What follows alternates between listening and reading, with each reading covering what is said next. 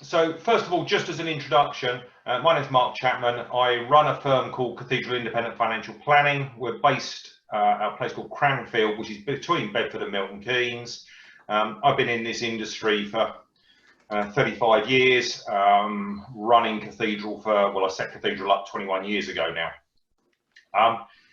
Obviously, we've started to see a large number of client queries about mortgages, what my options are, what should I do. So what I'm proposing to do is just run through some of the main points, some of which you will have picked up from the press, some of which might be specific to yourselves, and obviously we can have a look at that and specific situations afterwards.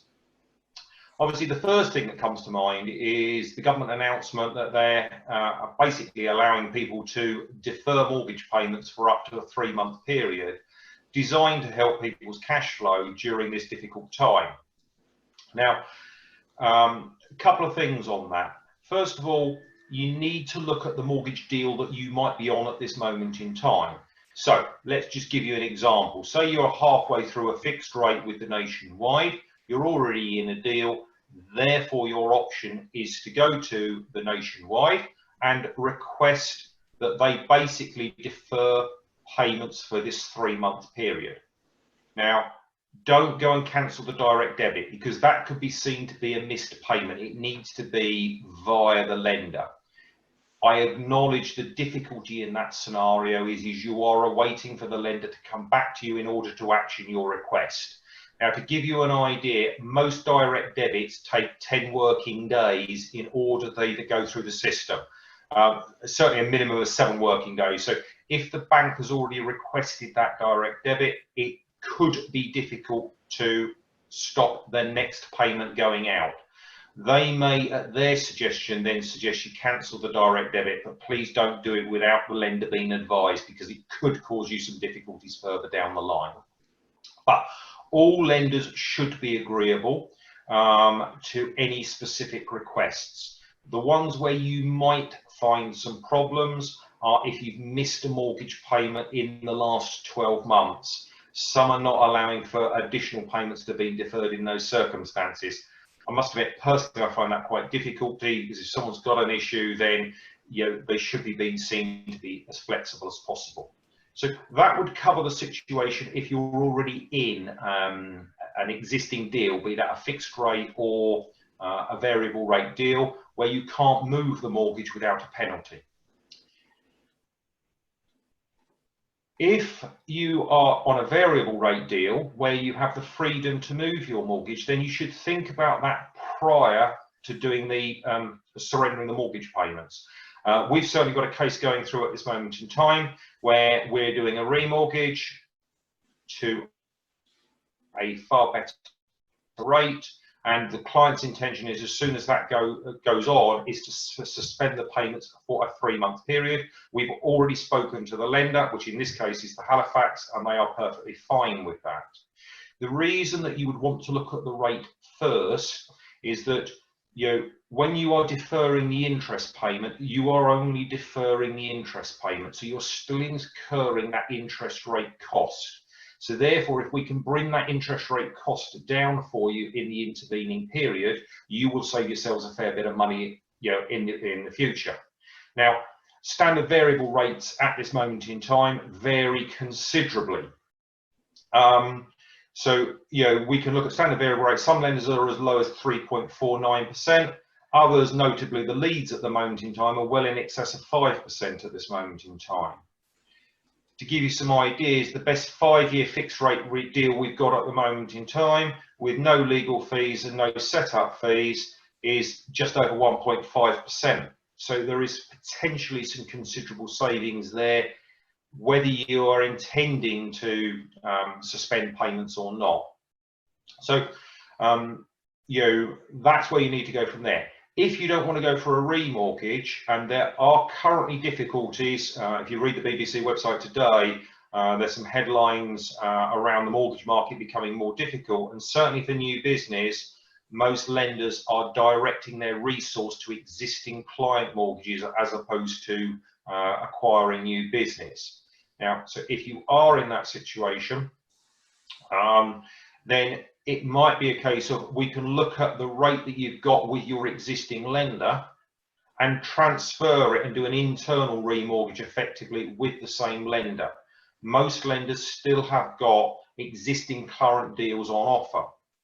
Because you're an existing client, most of them would take a view that they won't give you as good a rate as they would give a brand new client, which is why we would always look at the remortgage package first, as opposed to an internal. We'd look at it alongside. So we'd make sure that the internal remortgage, what's the rate you're being offered and what's the fees, against as an external one going to a new provider.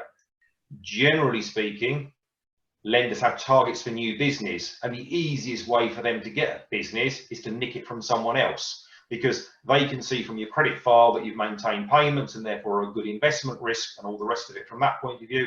Therefore, mortgages are freely available. That would include for additional financing purposes. So at this moment in time, if you're requiring additional finance for personal reasons such as an extension, and we've had some debt consolidation recently, then you can find that you can get some really, really good rates out in the marketplace at this moment in time. Can you still get a mortgage? Yes. Lenders are still asking for evidence of earnings. So providing you've got full salary slips, then generally speaking, for salary slips, they'll want a 3-month period. Obviously, for most of the members we're talking to, that tends to be more on a self-employed basis. So typically lenders will want the last 2 years worth of books. So they'll want the accounts up until the year April 18 and April 19. So they'll need those 2 sets of figures. That's not an absolute. Some lenders will get away with 1 year, some will want a longer period of time, but typically it's a 2-year period of track record. As for questions about current trading environment, we haven't as yet come across anyone, although I did hear by hearsay one lender was just wanting a confirmation that you're still trading and still being able to afford the mortgage from an affordability point of view. So yes, it is still possible to get a mortgage at this moment in time, albeit some lenders are now withdrawing from the market. Nationwide and Barclays, formerly the Woolwich, have recently pulled away a fair bit of new business.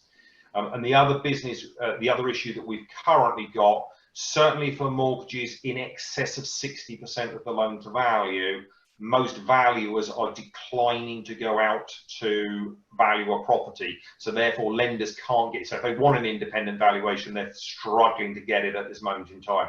That can cause some difficulty with some lenders. What is the situation likely to be post COVID-19? To be fair, we don't know. But I was advising in this particular market, if we go back to the banking crisis in 2008, then I was advising at that moment in time. Lenders did start to tighten up criteria, and one of the things that they did do was tighten down on lending criteria and income multiples. So we did see some tightening at that point in time, and you may remember there used to be something called a self-certification mortgage, which is whereby you effectively self-declared your income. As a result of the banking crisis in 2008, those mortgages deals were withdrawn, and because of pressure from the regulator, they're still very, very limited. There are 1 or 2 on a second mortgage basis that will come to fore, but they are a lot more expensive in interest rate terms. So if we could avoid them, we'll avoid them, but potentially they are necessary in certain circumstances. So generally speaking, would I expect a major issue post the COVID crisis? No, but it might well take us a 6-month period to get back to standard lending criteria. Other things that you should be looking at, obviously a mortgage is only one part of income and expenditure. You may have other commitments such as HPO deals, loan commitments, credit card details. The regulator, the Financial Conduct Authority, has been putting all lenders to be as flexible as possible as they possibly can. The advice is exactly the same for the mortgage. Approach your mortgage lender before you cancel, your lender, depending on, it doesn't matter what it's for, go back to the lender and say, I've got a difficulty, I want to suspend payments for a 3-month period. The advice from the regulator is that they should be as flexible as possible. However, there are some issues out there.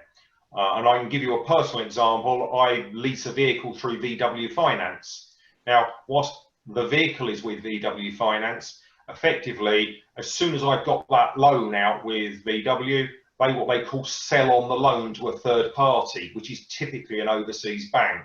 So therefore, I can request suspension of payments. I haven't done it at this moment in time, but I am aware of their situation. And they can, it's not then VW Finance's, they're only the front. They're not the bank that's then effectively making the decision. They've got to go back to third-party companies.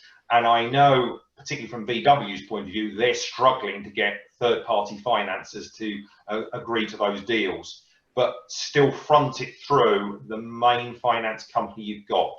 Certainly for things like personal loans, credit commitments and all that sort of stuff, all the main UK banks should be seen to be as flexible as possible, and that's pressure coming from the regulator.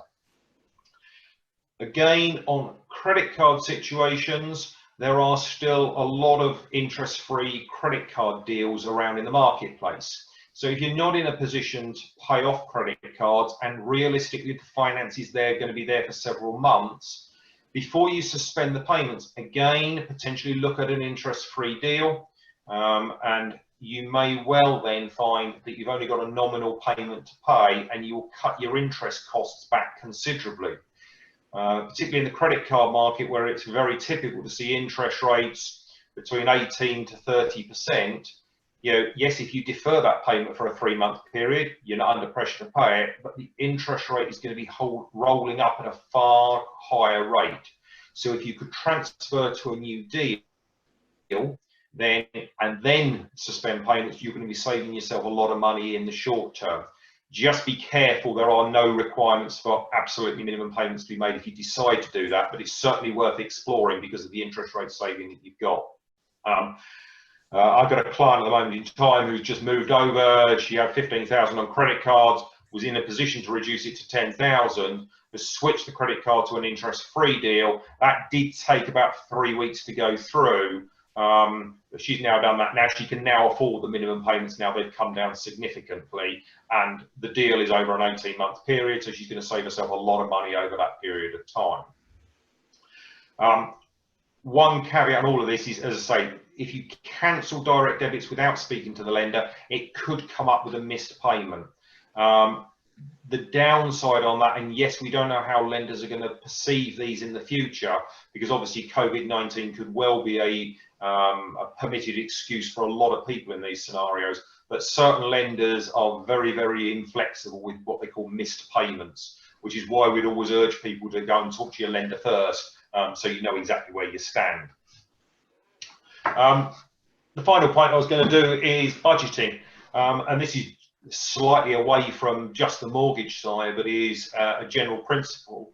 Obviously, we're finding a lot of clients and individuals are struggling to do work at this moment in time simply because they cannot do so, and they're abiding by the new rules around the 2-metre rule or not working in groups, etc.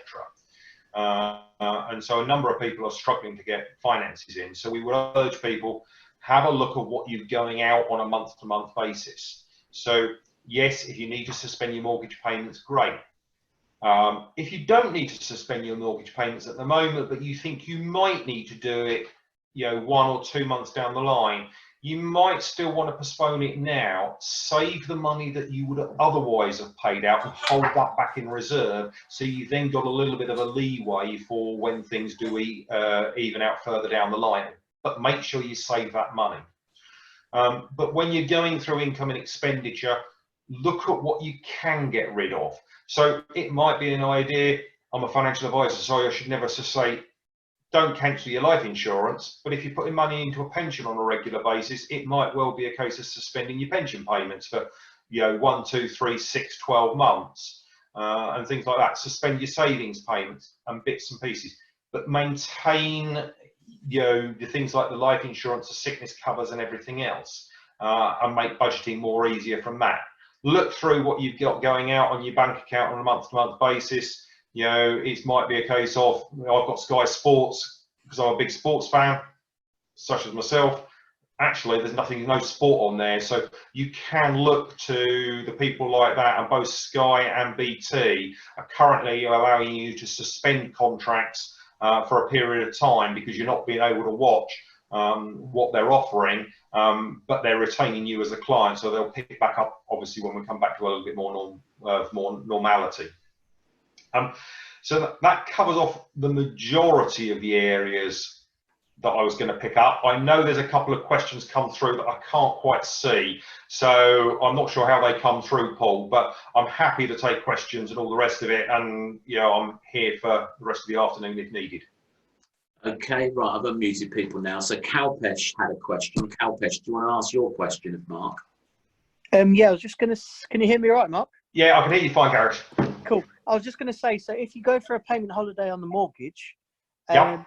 do they at any point in providing that seek to requalify your income?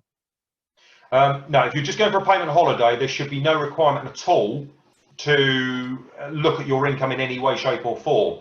The only situation would be is if we wanted to go for a remortgage first, then that would come into account, but they shouldn't ask for it at all. And they will typically, at the moment in time, the proposal is they will suspend the payments for up to 3 months. You don't need to ask for the 3 months, but you can ask for 3 months suspension of payment, and then they will recommence 3 months down the line. Perfect. Thank you, Mark. Okay, any other questions from anybody? I'm good.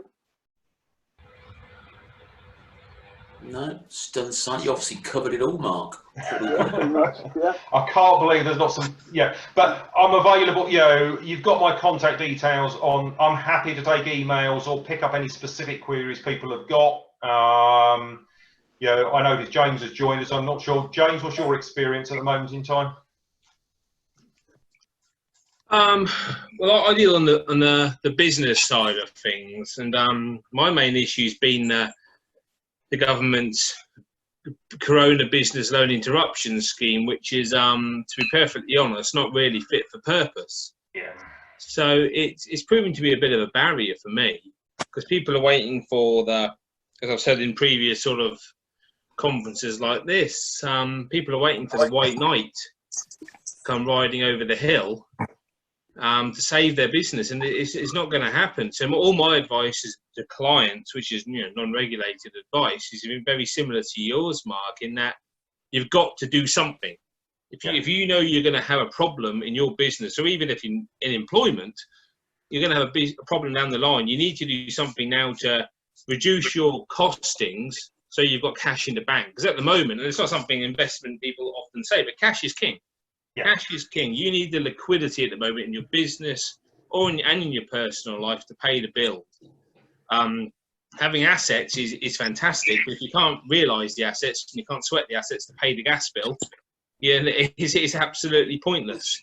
So my experience has been mixed. I think all government plans take forever to actually implement, and we're seeing it now as people try and furlough employees, and yet they're getting told they might not get their money till May to actually pay them back, and the grants seem to be taking forever as well. So I think it's going to be a rocky couple of months from an awful lot of people, and I think it's up to us what happens after that, because it'll last as long as people let it last. To be honest, when you mentioned the financial crisis, and the big difference there, sorry to drone on, was I was a corporate bank manager during the financial crisis, 2008.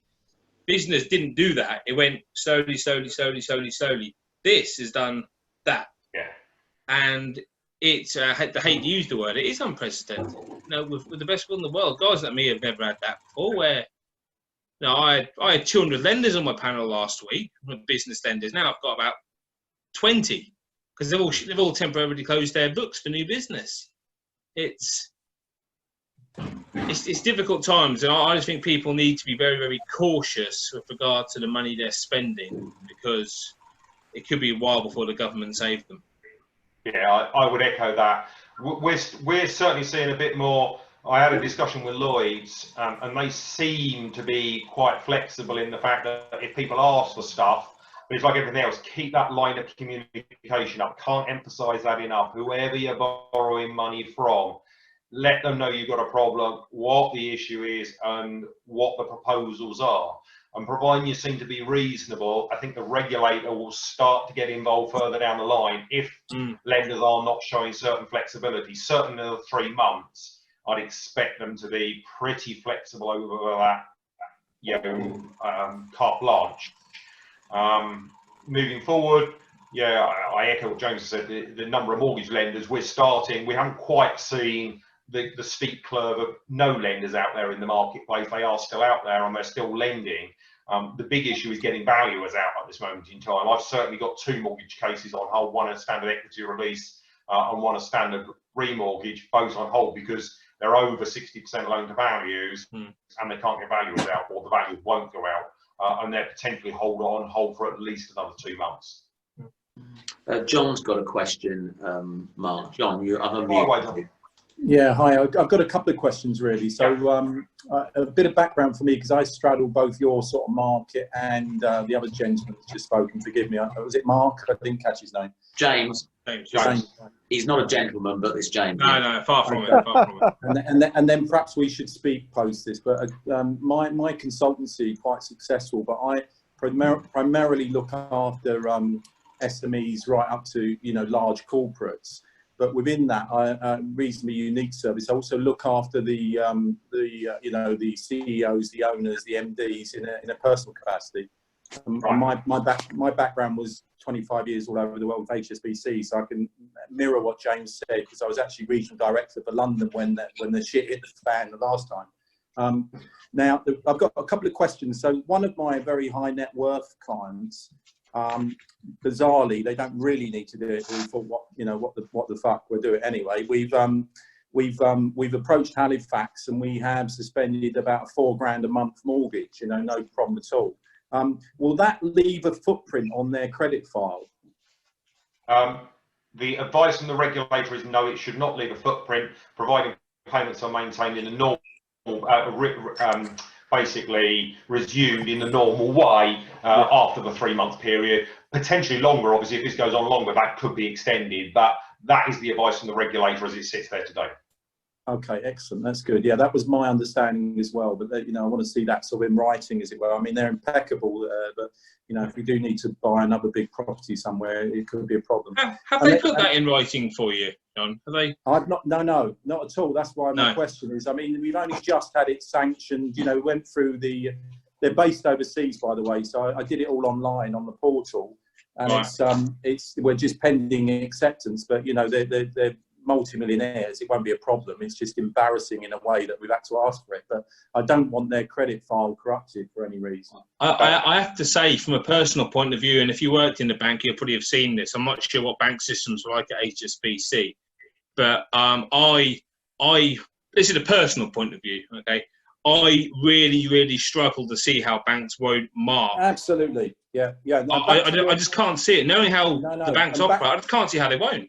Yeah, and back to your earlier point, I was very cynical when I heard those announcements, knowing exactly how the system works. To line up HMRC, all the key players, the banks, the plumbing and the procedural stuff, it takes months and months to get that right.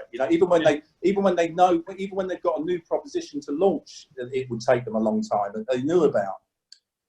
So I think it's going to be a problem. The other thing was business related, and I don't know how many of you guys sort of touch in that sort of way, but it got me to thinking on that sort of particular question. There's a great opportunity for us all here. I mean, I don't know about you, but I mean, I've invoiced this week more than I've ever invoiced, and I always do all right. It's just a load of clients coming in. I've been doing a lot of sort of pro bono stuff. But what I'm finding is I'm talking to a lot of businesses at the moment that are, in a reasonable position. They're all worried, like all of us, with regards to, reviewing their costs, managing that sort of position.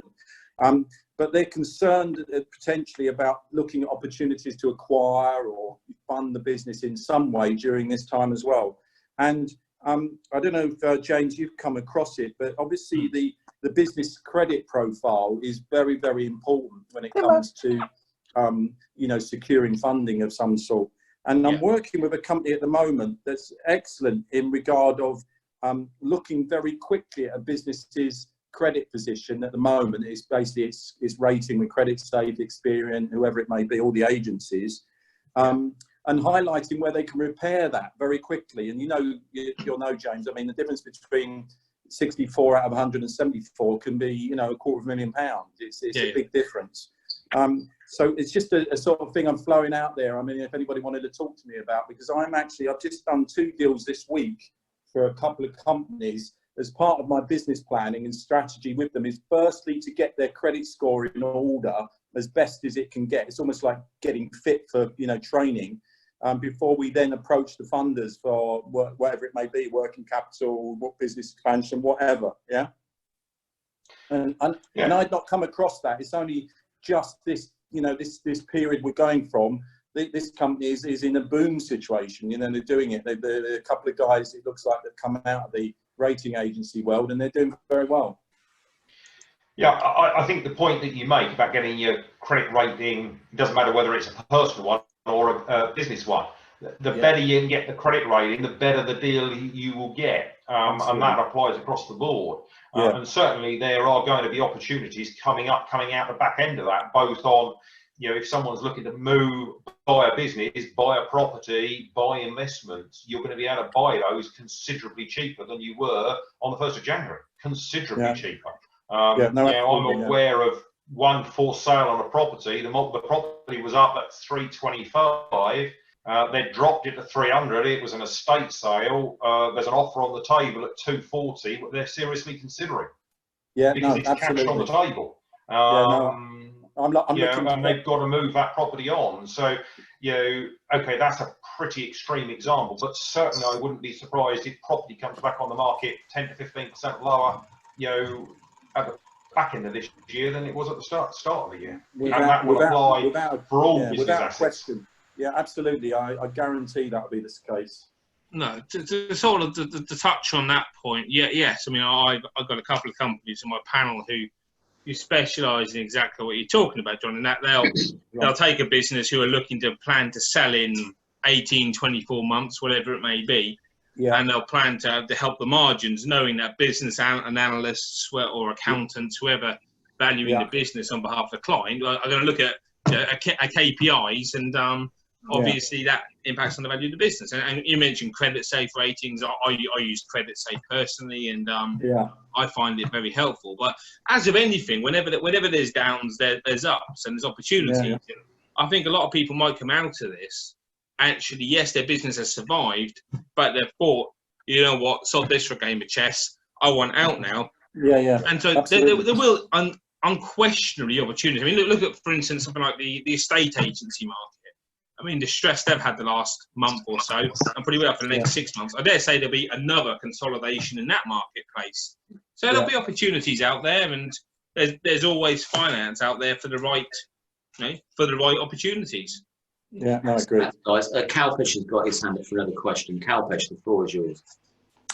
Mark, sorry, me again. That's right. Do you think it's going to be easy to get payment holidays on business loans as well? The regulator has been less specific on business loans, but certainly, the pressure from government, the indication of their pressure was they're expecting lenders to be as flexible as possible. In all these circumstances, and James has probably got a comment he can make on this, possibly more relevant than mine. The only experience I've got of this was Lloyd's, and certainly Lloyd's in the particular business scenario were happy to suspend business payments for a 3-month period. Virtually similar to was being explained by Leon. You put an online application in, they've agreed it, and the payment which was due tomorrow has been suspended for April, May and June. That wasn't a difficulty, but I do know that the particular client had a long-standing relationship with the bank, and they were particularly flexible in that scenario.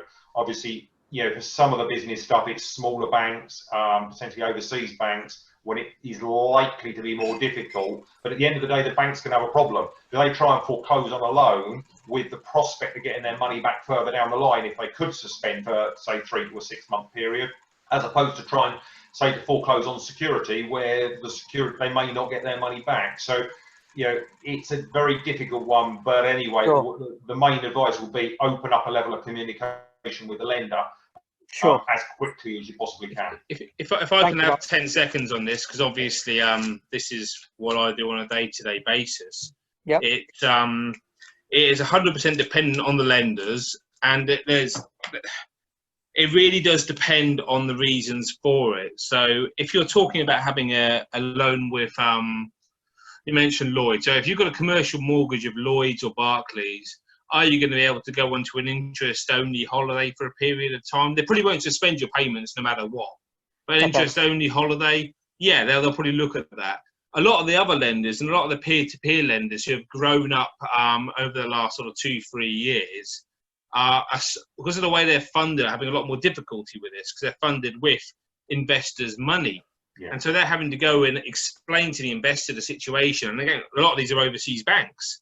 Yeah. So someone like IWOCA, who you may have heard of, they're a big lender in the alternative market. They've done about 500,000 loans to businesses.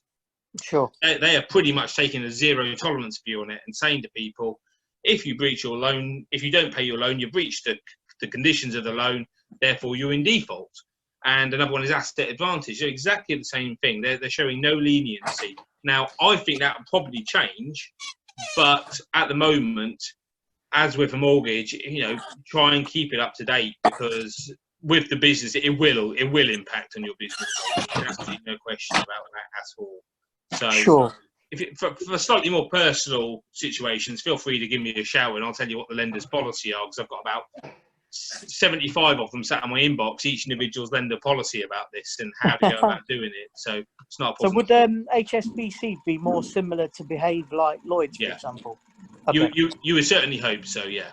You're better off with the big banks. You're certainly better off with the big main four than you are with some more specialist lenders. As has been highlighted before, a lot of, and as James has said, a lot of the funding for these institutions comes from either individuals or overseas banks, where they have got, and there is very little margin in the money that they're lending out on, so they're under pressure. And if they think it's going to be foreclosed, then they're potentially very quick to pull the trigger. Whereas your main high street banks, particularly because of the pressure from government and politics, does mean they can be, well, they're likely to be, they don't have to be, but they are likely to be more flexible. Sure. Thank you, Mark. Thank you, James. Okay.